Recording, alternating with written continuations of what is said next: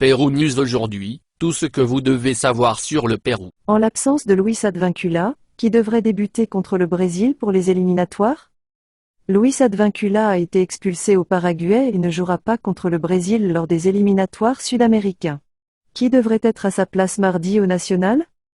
L'équipe nationale péruvienne a ajouté un point important au Paraguay au début des éliminatoires sud-américains pour la Coupe du Monde 2026. Mais elle a également soustrait un élément crucial pour le prochain match de l'équipe de Juan Reynoso.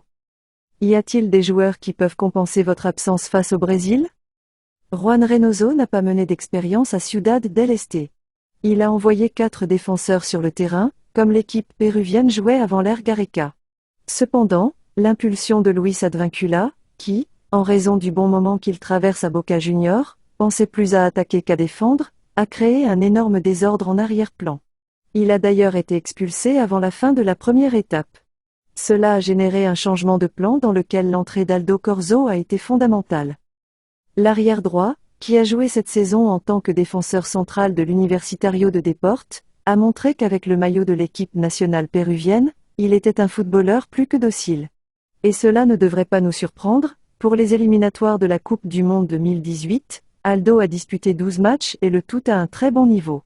De plus, et peu de gens s'en souviennent, c'est lui qui a littéralement sauté tête baissée pour obtenir le coup franc qui a généré le but de Paolo Guerrero contre la Colombie qui nous a donné le pas pour les éliminatoires internationales.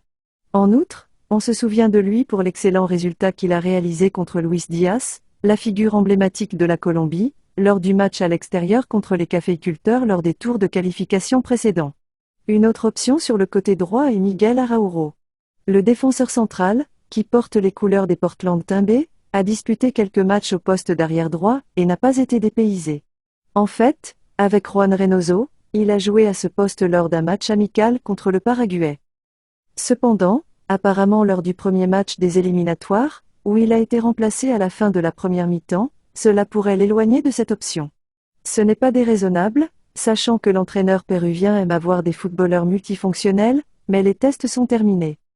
Une autre option, bien qu'un peu éloignée, serait la ligne de 5 en arrière-plan.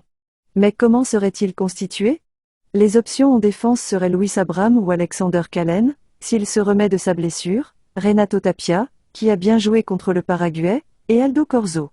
Et les ailiers seraient Andy Polo, qui fait un très bon travail tactique, et Marco Lopez, qui a bien fait son entrée en seconde période contre le Paraguay. Pérou News aujourd'hui, suivez-nous sur Facebook et Instagram.